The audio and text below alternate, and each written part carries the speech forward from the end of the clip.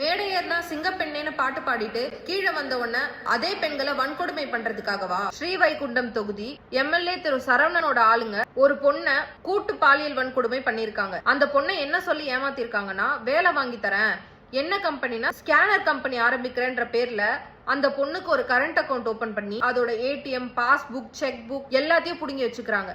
இந்த அக்கௌண்ட் அவங்க எதுக்கு யூஸ் பண்றாங்கன்னு பாத்தீங்கன்னா, தமிழ்நாட்டுல தடை செய்யப்பட்ட லாட்டரி பணத்தை இல்லீகலா அவங்களோட அக்கௌண்ட்ல போட்டு கணக்கு காட்டுறதுக்காக. லாட்டரி கமிஷன் கொடுக்கறேன், ராம்நாத் ஏஜென்ட்ட போய் பார்க்கணும் அப்படின்னு சொல்லி டிவிகேவோட இளைஞர் அணியை சேர்ந்த பாலா மற்றும் ஜெயக்குமார் கூட்டு போயிருக்காங்க. கூட்டிட்டு போயிட்டு ஏர்வாடி தர்கா பின்னாடி இருக்கிற ஒரு லாட்ஜ்ல வச்சு ஜூஸ்ல மயக்க மருந்து கலந்து கொடுத்து கூட்டு பாலியல் வன்கொடுமை பண்ணிருக்காங்க. அந்த பொண்ணு எம்எல்ஏ கிட்ட போயிட்டு கம்ப்ளைண்ட் பண்ணா, ஜெயிச்ச மெதப்புல இந்த விஷயத்தெல்லாம் பெருசுபடுத்தாதீங்க, பெருசுபடுத்தினீங்கன்னா உங்க குழந்தைய கொன்னுடுவேன் அப்படின்னு சொல்லி கொலை மிரட்டல் விட்டுருக்காங்க. போலீஸ் கம்ப்ளைண்ட்டும் கொடுக்க முடியாம, எம்எல்ஏ கிட்டயும் கம்ப்ளைண்ட் பண்ண முடியாம அந்த பொண்ணு ஒரு கட்டத்துல சென்னையில இருக்க சிஎம் செல்லுக்கு வந்து இதை ஒரு கம்ப்ளைண்டா ஃபைல் பண்றாங்க. இப்போ நான் டிவிகேவோட பிளைண்ட் சப்போர்ட்டர்ஸ் பார்த்து ஒரு கேள்வி கேட்கிறேன், இதுக்கு உங்ககிட்ட என்ன பதில் இருக்கு? மேடையர்னா சிங்கப்பெண்ணேன்னு பாட்டு பாடுறது கீழே வந்த உடனே அதே பெண்களை வன்கொடுமை பண்றதுக்காகவா?